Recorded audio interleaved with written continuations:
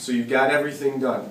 Before you start painting anything with the roller, take just a regular paper towel, doesn't have to be wet, just dry paper towel, and take any of the dust that's left over on the ceiling tile off. The reason why is, obviously these things have been suspended from the ceiling for over a year, dust collects on them, and it just makes painting the primer on that much easier.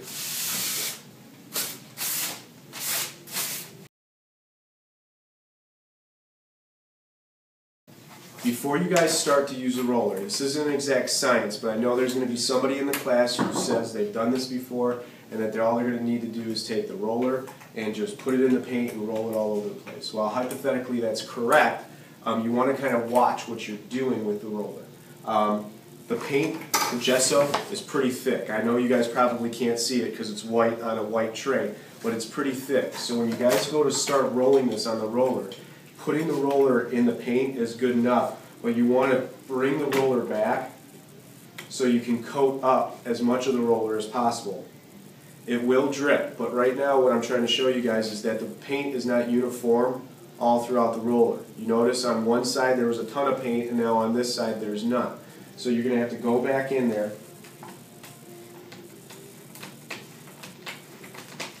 and try to get primer uniformly all over the roller. Now, you could spend a long time trying to do this.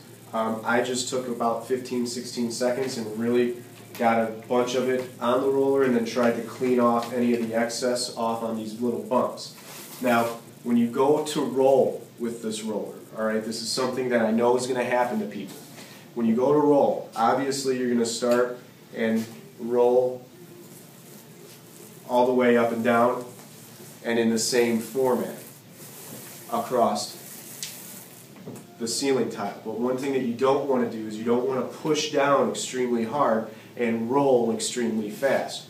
Pushing down extremely hard is going to cause possibly the ceiling tile to crack, and rolling extremely fast is going to cause paint to splatter and go everywhere.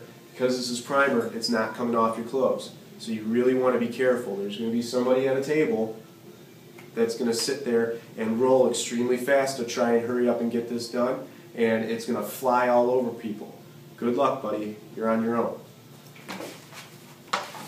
You can pause this video. I'll show you guys exactly what you're going to need to do once you put a nice clean coat on and where you're going to store it next.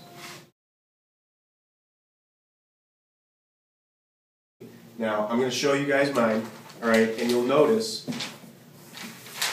it's still a little wet, but you'll notice that you can still see faintly in gray that there is still an outline of exactly the picture that was down there before. This is going to need a second coat, alright, but one thing that I will tell you, because there's going to be a perfectionist in the group that wants to make this whole thing crystal clear white. You're not going to be able to paint gesso or primer, for that example, on and totally wash out anything that's been there before. Primer's sole purpose is to make sure that the surface is prepared to receive the paint. Primer isn't a paint.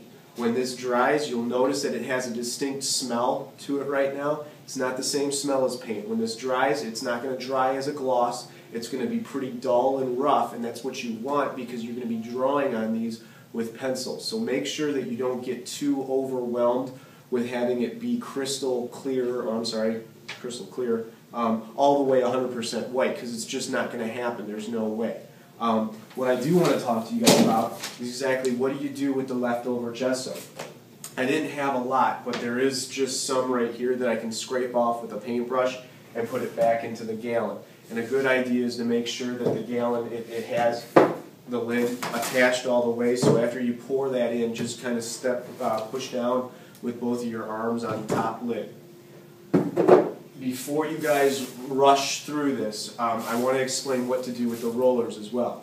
Don't worry about cleaning the rollers out. Since